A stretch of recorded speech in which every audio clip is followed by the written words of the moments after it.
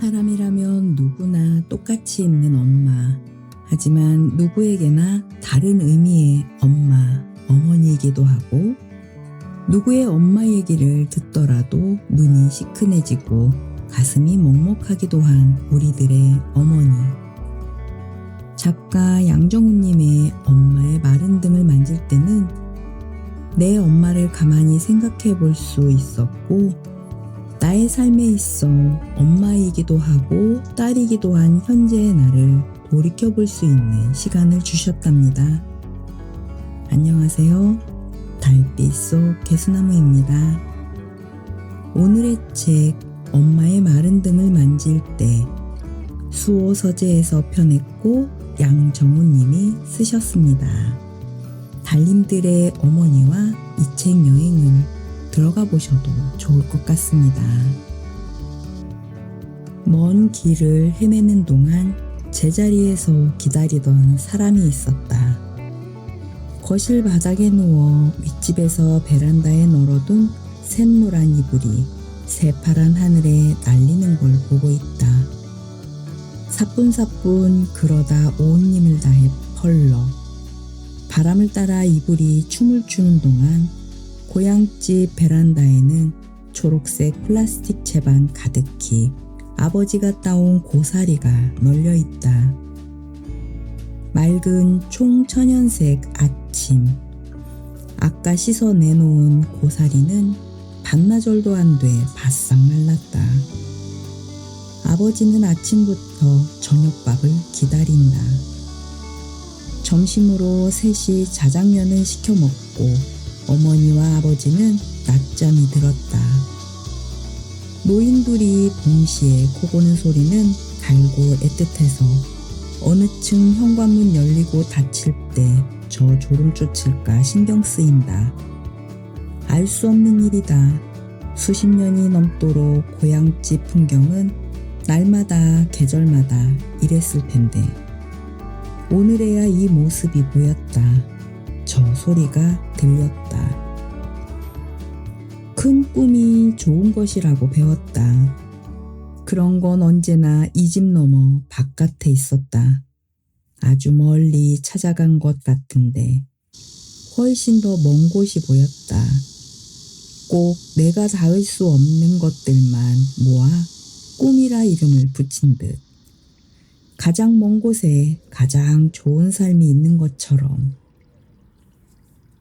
그런데 하루 종일 빈둥빈둥 늙은 부모와 나란히 누워 낮잠을 자고 있으면 잠이 깬 어머니가 이제 네 머리도 새기 시작했다며 내 흰머리를 만지는 동안 돌아누운 아버지가 알게 모르게 웃으면 이제야 의구심이 들기 시작한다.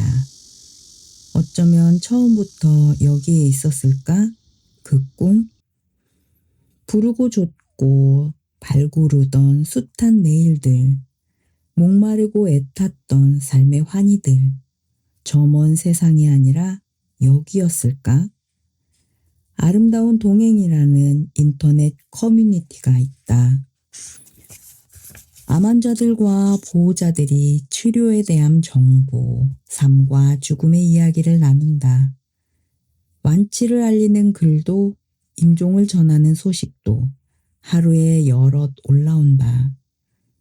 곧 일상으로 돌아갈 게 분명해 보였던 누군가는 고작 몇 주 사이에 죽음을 맞기도 한다. 어머니의 부고를 남긴 어떤 이의 글을 천천히 읽다가 어느 순간 아이디를 클릭해서 그가 지금껏 올린 기록을 전부 불러냈다. 두려움과 희망, 당혹감과 무력감, 분노와 슬픔, 기도와 단념, 암을 처음 발견했을 때부터 죽음에 이르기까지의 마음이 한 번에 쏟아진다. 사랑하는 이를 결국 떠나보낸 사람들이 일관되게 말하는 게 있다. 우리는 무지하고 사랑할 시간은 많지 않다는 것. 더 귀한 것과 덜 의미 있는 걸 언제나 헷갈렸다고. 한정없이 사랑하는 이의 등을 쓰다듬을 시간은 눈을 들여다보고 같이 웃고 울 시간은 생각보다 얼마 남지 않았더라고. 한번 부고를 전한 사람들은 다시 글을 올리지 않는다. 나는 그들이 그리움에 허덕이거나 구멍 같은 시간을 헤매는 게 아니라 한 사람을 보내고 나서야 마침내 배운 것들, 지금 사랑할 수 있는 사람을 더 깊이 사랑하기 위하여 돌아간 것이라고 믿는다. 어머니가 나무를 볶고 아버지는 수저를 놓는 저녁. 오래 헤맸던 먼 세상의 끝에서 우리는 결국 어디에 도착하는가 생각했다. 한참 헤매다 발견한 거기에도 코 고는 노인이나 잘 마른 산채나 아주 오래 사랑한 사람의 밥상 같은 게 처음과 같은 자리에서 기다리고 있을 것만 같았다. 밥상. 밭농사를 지었지만 변변치 않았다. 외할아버지는 장에 가서 소를 사다가 되파는 일을 더해 생계를 이었다. 이른바 소 중개상이었는데 5일에 한 번씩 버는 돈에 그래도 식구들이 입에 풀칠이라도 할 수 있었다. 동네에서 외할아버지를 이길 수 있는 사람은 아무도 없었다. 깡마른 체구에도 다부졌고 말주변이 워낙 좋은 데다 사람을 사로잡는 매력이 있었다. 이 마을 저 마을 처녀 총각 사이에 중매도 잘 놓고 뭘 판다는 사람 산다는 사람 중간에서 흥정도 잘 붙였다. 싸운 사람들 화해도 도맡았다. 동네에서야 사람 좋기로 소문이 났지만 유독 가족들에게는 무섭고 독했다. 네 아버지 온다. 멀찌감치 외할아버지 그림자가 비치면 할머니는 크게 소리쳤다. 그러면 9남매가 방에서 마당에서 딴짓을 하다가도 살인문 앞까지 달려나와 쪼르륵 서서 아버지를 맞았다. 잘 다녀오셨어요? 할아버지가 밖에서 기분이 별로인 채 집에 들어오면 그날은 잠들기 전까지 비상이었다. 사소한 일 하나에 트집이 잡혀 집안 식구 전부가 눈물 콧물을 쏙 뽑았다. 생활은 팍팍하였다. 5일장이 돌아오면 할아버지는 동네에 쌀 내는 집에 가서 보리쌀 한 말, 흰쌀 한 말을 사왔다. 그걸 9남매의 11식구가 다음 장날까지 아껴 먹는 거였다. 할머니는 보리, 쌀기어, 고구마를 다 섞어 커다란 가마솥에 밥을 지었다. 한가운데 딱 3주걱이 나올 만큼 흰쌀밥 무더기가 폭삭 올라서 익어가고 있는데 거기서 크게 첫 주걱을 푸면 할아버지 식사였다. 다음 주걱도 푼다. 엄마의 바로 아래 동생이자 집안의 장남인 큰 외삼촌 몫이다. 그러면 이제 남은 한 주걱 흰밥을 나머지 보리쌀겨와 뒤섞어 할머니와 8남매가 나눠 먹었다. 그때 엄마의 단 하나 소원이 저 흰밥을 원 없이 먹어보는 것이었다. 꿈도 못 꿀 저 밥을 아무도 안 주고 혼자 배불리 먹고 죽으면 여한이 없을 것 같았다. 아니, 그럴 거면 눈 딱 감고 먹어버리지. 그러고 혼나면 되지. 엄마는 여린 주먹으로 내 머리를 콕 쥐어박는다. 외삼촌이나 외할아버지 안 미웠어? 그런 건 없었어. 그냥 다 그렇게 사는 줄 알아서. 배부른 사람이 하나 없는 동네였어. 다 같이 가난하고 다 같이 못 배웠어. 그래도 지금 다시 먹으라면 네 할머니 밥이 엄청 맛있긴 할 건데. 작은 방에 포개 앉은 남매들이 큰 외삼촌 밥그릇만 흘깃거리다 들키지 않는 군침에 꿀꺽 보리쌀을 말아 삼키던 저녁.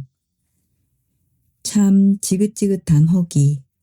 처음부터 그랬고 날마다 그러던 추루한 밥상, 척박하고 일만 많던 집.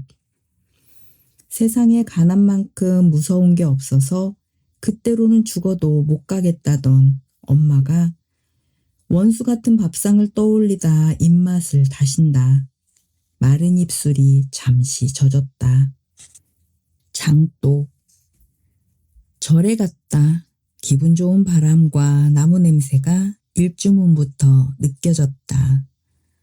활짝 창을 열어둔 법당에서 사람들은 부처와 보살의 이름을 부르고 있었다. 저 나지막한 기도 소리, 독경 소리가 예전부터 좋았다.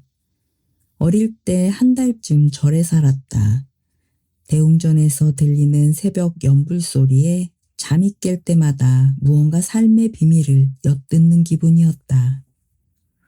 법당 사람 중에 엄마의 기도가 가장 느렸다. 기운이 없어서 비틀, 말을 잘 듣지 않는 몸을 천천히 일으키며 절을 올렸다. 그러다 갑자기 방석에 머리를 박고는 고개를 들지 않는다. 놀라서 부축하려는데 어깨가 불규칙하게 떨리기 시작했다. 나는 가만히 그 옆에 앉아 떨림이 멈출 때까지 염주만 만지작거렸다. 돌아 나오는 길 절 뒷마당에 가득 장독이 널렸다. 왜 울었어? 엄마는 대꾸 않고 갑자기 멈춰서 장독수를 샌다. 답을 들으려 물은 게 아니니 나도 그 반대쪽부터 하나, 둘, 장독을 셌다.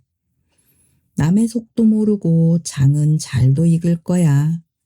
장맛 엄청 좋을 거야. 그치? 셈을 마치고 다시 일주문을 나서며 엄마가 말하다 웃었다. 사람에게 아랑곳하지 않는 풍경이 있었다. 사람들 기도가 간절하든 말든 몇이나 울고 가든 말든 계절을 따라 장맛은 맛있게 들었다. 산문이 산을 오르내리는 바람이 불상의 손을 매가 사람을 따라 애타지 않았다. 같이 아프면 오래 못 가. 엄마의 맞은편 침대에 있던 벌써 4번이나 암이 재발했다는 환자의 보호자가 들려줬던 말에 반박하려다 실패하고 말았다. 한 사람의 통증이 폭풍처럼 몰려올 때, 그의 슬픔이 폭설로 쏟아질 때, 같이 울고 같이 다치는 것보다 더 중요한 게 있다고. 그때 그 보호자는 얼마나 따라 울다 알았을까? 흔들리지 않고 제자리에 저로써 있는 것들, 계절은 굳은 마음이었다. 그래서 오래오래 몇 번이나 돌아올 수 있었다. 남의 속도 모르고 그저 제자리에 장독마다 장이 익는다. 여행. 항암을 받아야 하는 주간에 다인실 병실이 나지 않으면 어쩔 수 없이 1인실에서 하루나 이틀을 묵는다. 이런 호사가 어딨어? 병원 다 전세 낸 것 같다. 호텔처럼. 둘뿐인 병실, 좁은 침대에 나란히 누워 엄마는 우리가 여행했던 어느 날의 호텔을 떠올렸다. 항암을 앞두고 두려움을 애써 덮으려는 상상이기도 했다. 1년에 2-3번 여행을 가기 시작한 건 유방암 수술을 마친 뒤부터였다. 처음에는 아버지도 같이 갔지만 이런저런 사정이 생기며 셋보다는 둘이 되는 때가 많았다. 여기가 1000년 된 교회야. 관광객들은 잘 모르고 현지 사람들끼리만 안다는 식당이야. 둘이 먹다 셋이 죽어도 모르는 곳이야. 어제 인터넷을 뒤져 찾은 걸 원래 알고 있던 듯 떠들면 엄마는 잘도 속아주었다.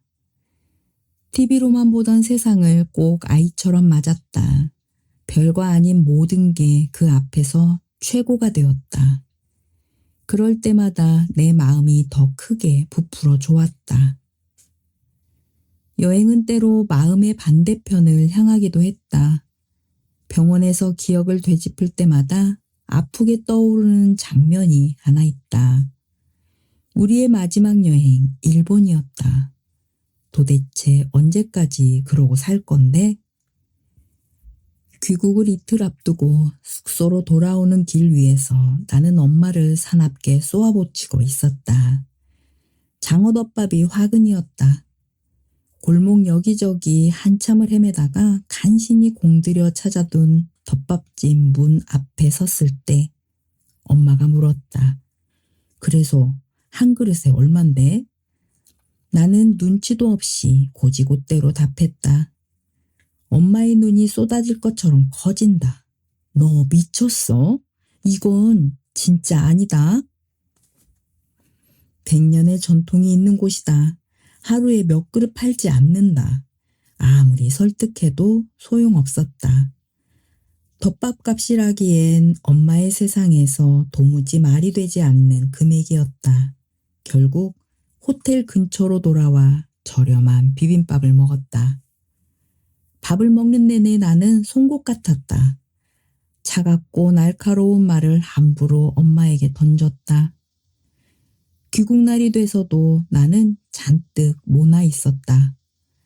한 달 반 뒤 엄마는 암이 아랫배에 꽉 찼다는 진단을 받았다. 결국 그게 마지막 여행이 되었다. 내가 이런 걸 누려도 되나 몰라.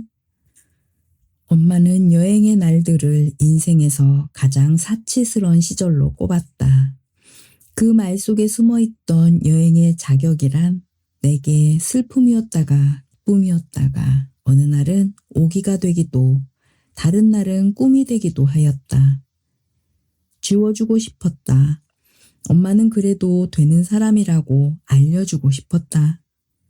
더 많은 여행이 더 좋은 날들이 기다리고 있을 거라고.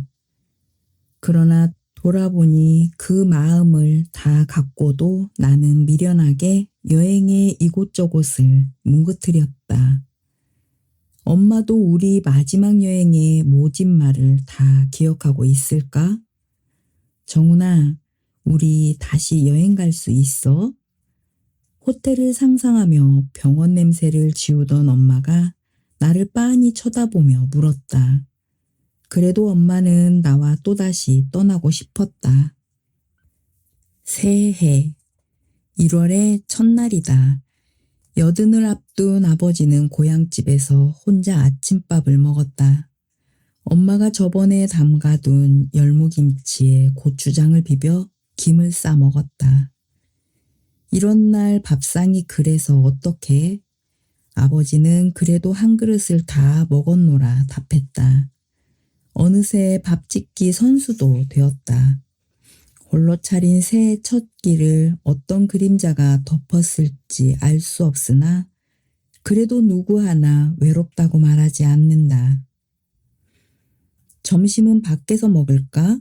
엄마는 새해부터 뭘 사 먹으면 안 된다고 핀잔을 주려다 맘을 바꿔 어디로 갈 거냐고 물었다. 나는 나가서 보이는 식당 중에 문을 연 첫 번째 식당에 들어가 뭐든 맛있게 먹으면 된다고 답했다. 엄마는 작은 모험에 잠시 설레었다. 김이 모락모락 오르는 칼국수 반 그릇을 천천히 먹었다. 무슨 생각이었을까? 엄마는 처음으로 10,000원짜리 한 장을 서빙하는 여자의 손에 주인 몰래 쥐어주었다. 어스름이 사방을 조심히 지우는 저녁, 여고생쯤 되어 보이는 소녀 둘이 나란히 서서 눈을 향해 입을 벌리고 있었다. 멍청한 눈송이는 자꾸 눈썹으로 뺨으로만 떨어져 내린다. 그래도 뭐가 좋아 마구 웃었다. 눈송이 몇 개가 그의 입속에 날아들었다. 눈을 받아먹은 아이들의 얼굴을 창밖으로 내려다보다 엄마가 피식 따라 웃었다. 한밤이 되어서야 눈은 그쳤다. 녹은 눈이 다시 얼어 내일 출근길이 비상일 거란 뉴스가 흘러나왔다. 쓰레기를 버리려고 주차장에 내려왔다가 컵라면에 물을 붓는 경비원과 눈이 마주쳤다. 인사하고 올려다본 아파트 불빛이 점점 끊겼다가 이어지고 있었다. 나는 어렴풋이 알았다. 모두가 무성하게 살아남아 새해 첫날 무언가를 먹었다. 굶지 않고 삶을 먹이다 몇 번인가 숫되게 웃었다. 그게 가장 중요한 일이다. 이름 짓기. 옆 침대에 문병훈 딸은 임신 중이었다. 그가 아버지에게 물었다. 애기 이름이 뭐였으면 좋겠어? 사내가 퉁명스럽게 답했다. 무엇이기 지금 정하면 뭔 이름이 돼간디? 딸은 혹시 모르지 하면서 되묻고 사내는 뭐시기 하면서 끝내 손녀의 이름을 내주지 않는다. 그동안 팔목에 박힌 큰 바늘에는 밥을 대신할 영양제가 소리 없이 떨어져 내렸다.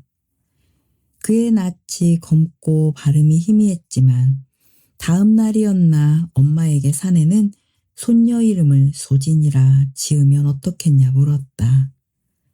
사람을 살리는 것은 의술이나 과학같이 원대한 무엇이겠지만 삶을 살리는 것은 어쩌면 아무렇지 않고 아주 작은 것들의 힘일지도 모른다. 나는 노인이 가만히 아기의 눈을 바라보며 이름을 불러주고 싶은 그 마음으로 몇 달을, 몇 년을 더 살아낼지 모른다고 생각했다. 고딩이. 정수가 고딩이 잡으러 가자. 엄마는 달밤에 둘째 이모와 고딩이를 잡았다. 고딩이는 다슬기의 사투리. 그때 나이가 13살쯤. 먹을 것 없는 집에서 뭐라도 해야 했다. 허리를 굽혀 바닥을 손으로 훑으면 물은 어깨 넘어 목 아래까지 찰랑거렸다. 작은 횃불을 도랑에 비추면 어둠 속에서도 물이 밝았다. 손가락만한 고딩이가 밤이 되면 까맣게 올라와 바위를 덮고 있었다. 밤 고딩이는 언제나 낮보다 더 컸다. 한밤의 고딩이 잡이는 무섭고 고되면서도 은근 짜릿한 재미가 있었다. 검은 바위에 붙은 검은 고딩이가 어느 날엔 꼭 아기별 같았다. 살짝 엄지에 힘을 주어 톡. 이른 밤 속에서 이제 막 잠이 깬 별을 떼어 담았다. 집에 돌아오면 고딩이를 마당 한쪽 큰 다라이에 담가두었다. 날이 밝으면 식구가 다 모여 국을 끓여 먹고 동네 사람들이 조금 사가기도 하였다. 다른 가족이 잡아온 고딩이까지 양이 넉넉할 때면 가끔 큰 동네에 팔러 나갈 때도 있었다.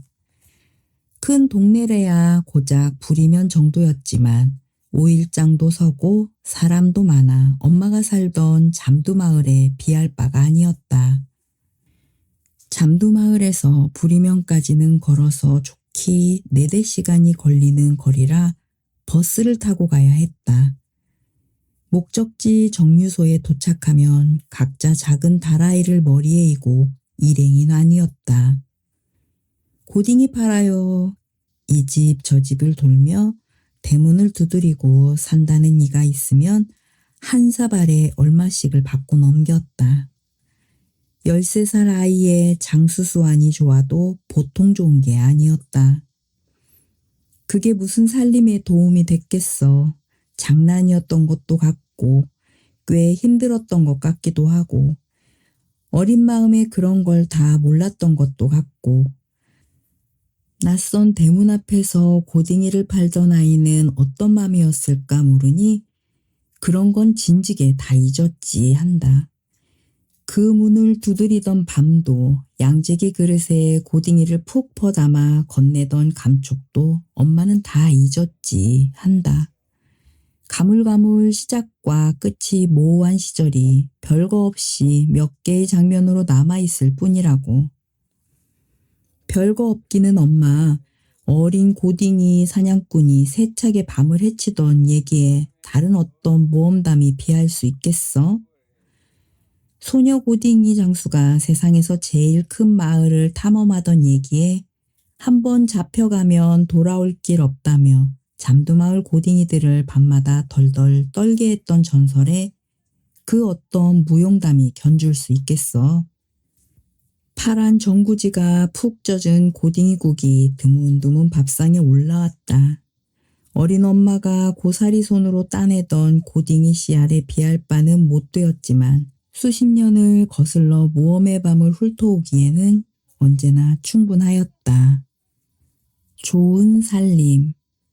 외할머니는 내가 국민학교에 들어가기 전에 돌아가셨다.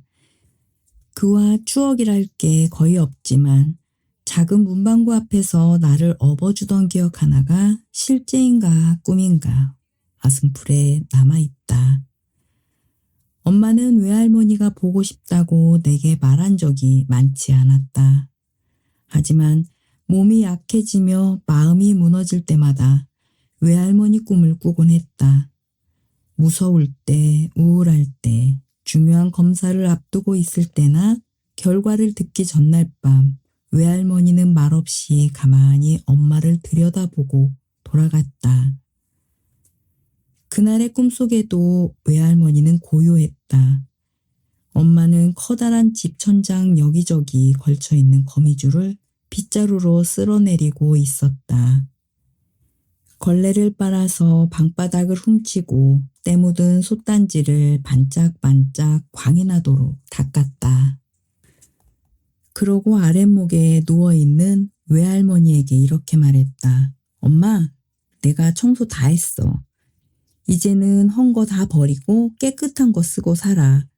좋은 거 새 거만 쓰고 살아.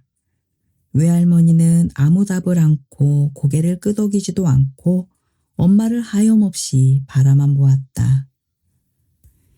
우리 집구석에는 언제나 새 것, 좋은 것이 몇 개씩 쌓여 있었다.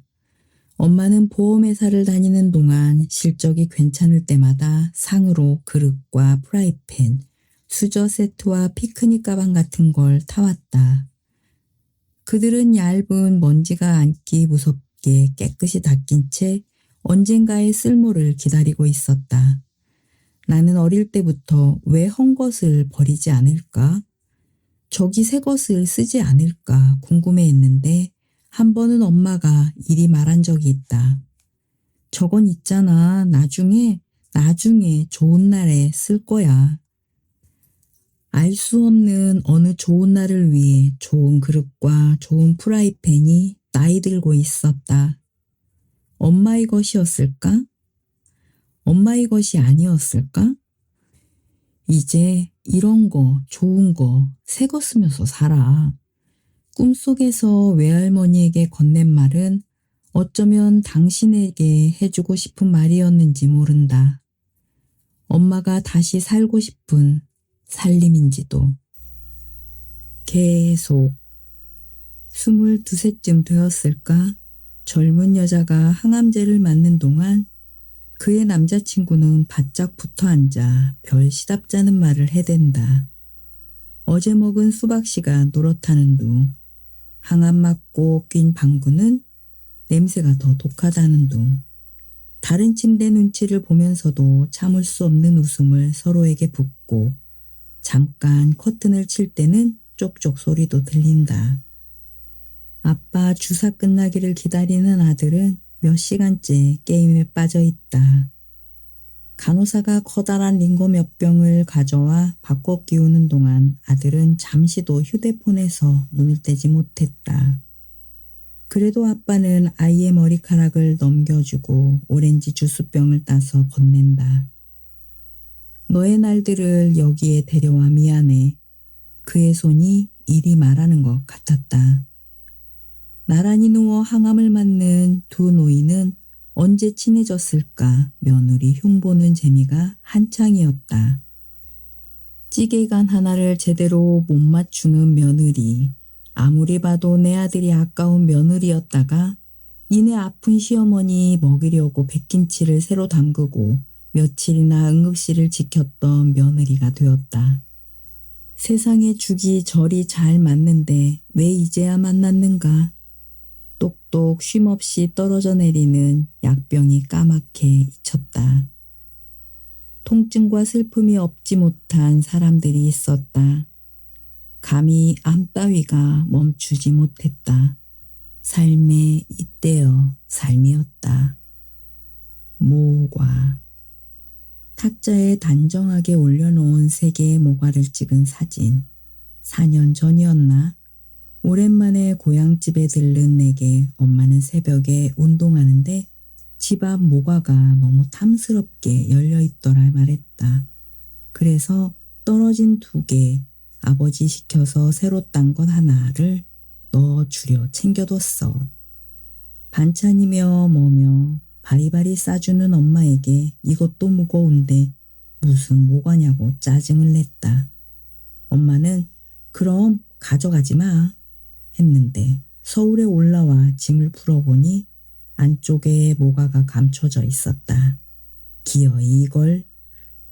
그러면서 그릇에 담아 탁자 위에 두고는 사진을 한 장 찍었다. 그때의 모과 3개가 이제야 내 안에 들어온다. 고운 모과를 멀리 사는 아들과 나란히 보고 싶던 엄마를 오늘에야 눈치챈다. 이제 겨우 모과 냄새를 맡고 싶어졌는데 오래전에 썩어 사라지고 없다. 다시는 누구도 내게 서울로 운전해서 올라가는 길 졸지 말라고 사과와 참외를 깎아 담은 봉지를 건네지 않는다. 다시는 40이 넘었으니 운동해야 한다고 일을 줄여야 한다고 잔소리하지 않는다. 2번 다시 누구도 환영받지 못한 반찬을 꾹꾹 눌러 담아 냉장고를 채우지 않는다. 엄마는 한 번도 늦은 적이 없었다. 나는 언제나 엄마를 늦게 발견하고 말았다. 하루. 엄마 없이 맞는 1번째 생일이었다.